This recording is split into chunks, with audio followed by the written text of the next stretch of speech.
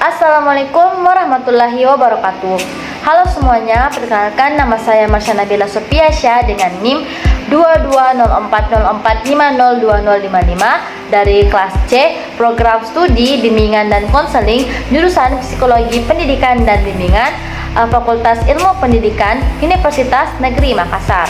Nah, video kali ini dibuat untuk memenuhi salah satu ujian akhir semester mata kuliah Dasar Bimbingan dan Konseling. Dan adapun dosen dari mata kuliah ini yaitu yang saya hormati Bapak Ahmad Harum SPD MPD. Nah, pada video kali ini kita akan membahas seputar mengenai bimbingan dan konseling. Dan di sini ada 3 topik. Yang pertama, mengenai pengertian bimbingan dan konseling. Yang kedua, mengenai tujuan dari bimbingan dan konseling. Dan yang terakhir, yang ketiga, mengenai apa sajakah fungsi-fungsi dari bimbingan dan konseling. Nah, teman-teman, kalian pasti sudah tidak asing lagi kan jika kalau mendengar mengenai BK. Nah, bimbingan konseling pasti selalu ada di sekolah manapun dan juga diampu oleh guru pengajar yang khusus. Nah, berasal dari 2 kata yaitu bimbingan atau bahasa latinnya guidance dan konseling atau bahasa latinnya counseling. Nah, mata pelajaran khusus tersebut memang bertujuan untuk memberikan arahan, bimbingan, pendampingan maupun bantuan kepada siswa supaya lebih memahami dirinya dan juga mampu menyelesaikan permasalahan yang dihadapinya. Nah, bimbingan konseling yang biasanya disingkat dengan BK bisa dibilang memiliki fungsi dan peranan yang mirip dengan psikolog, dan di mana siswa bisa berkeluh kesah maupun melakukan konsultasi kepada gurunya. Nah, guru BK juga akan membantu siswa untuk menemukan potensi, minat, bakat, serta jurusan yang tepat saat kuliah nanti. Nah, baiklah, langsung saja kita masuk ke inti pembahasannya ya. Baik, kita mulai dari topik yang pertama yaitu mengenai pengertian dari bimbingan dan konseling. Nah, secara bahasa, BK berasal dari kata bimbingan dan konseling. Nah, bimbingan memiliki pengertian pemberian bantuan kepada orang lain yang membutuhkannya dengan tujuan untuk memudahkan mereka menyelesaikan persoalan yang dihadapi maupun menemukan potensi yang ada pada dirinya. Nah, mengacu pada kesimpulan tersebut, maka bimbingan yang dimaksudkan di sini adalah diberikannya kepada siswa atau peserta didik supaya mereka bisa menemukan penyelesaian dari permasalahan yang dihadapinya. Nah, bimbingan juga diberikan untuk membantu siswa menemukan apa yang menjadi potensi dan kemampuan yang ada pada dirinya. Nah, sementara itu, pengertian konseling adalah bantuan yang diberikan kepada seseorang dengan tujuan supaya bersangkutan mampu memecahkan masalah yang dihadapi melalui cara-cara yang disesuaikan dengan kondisi individu tersebut, misalnya dengan wawancara.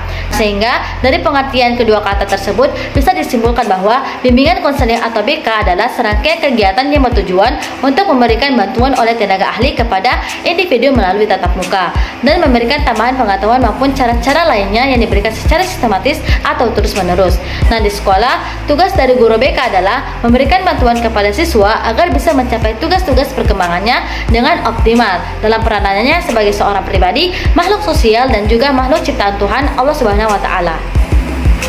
Selanjutnya kita masuk ke topik yang kedua yaitu mengenai tujuan dari bimbingan dan konseling. Nah, layanan bimbingan konseling bertujuan untuk mewujudkan manusia yang memiliki budi pekerti luhur, memiliki keterampilan dan pengetahuan, kesehatan jasmani dan rohani, dan serta rasa tanggung jawab terhadap masyarakat dan juga bangsa. Nah, jadi secara umumnya tujuan bimbingan dan konseling adalah yaitu membantu merencanakan kegiatan penyelesaian studi, perkembangan karir, serta kehidupan peserta didik di masa yang akan datang, dan juga untuk membantu para peserta didik dalam mencapai tugas-tugas perkembangannya dengan optimal sebagai makhluk pribadi, sosial, dan juga sebagai makhluk Tuhan ciptaan Allah Subhanahu wa taala. Baik, kita masuk ke topik yang terakhir yang ketiga yaitu mengenai fungsi-fungsi dari bimbingan dan konseling. Nah, selain memberikan manfaat yang sangat penting bagi para siswa, BK juga berfungsi sebagai berikut. Yang pertama, sebagai fungsi pemahaman.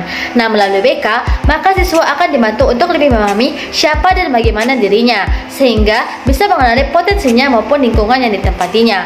Yang kedua, sebagai fungsi pengembangan. Nah, BK membantu siswa untuk bisa mengembangkan apa yang menjadi potensi dirinya, sehingga bisa bermanfaat bagi masa depan. Nah, di dalam menjalankan fungsi pengembangan ini diberikan BK melalui bimbingan yang sistematis dan secara terus-menerus, fasilitas yang mendukung serta menciptakan lingkungan yang kondusif.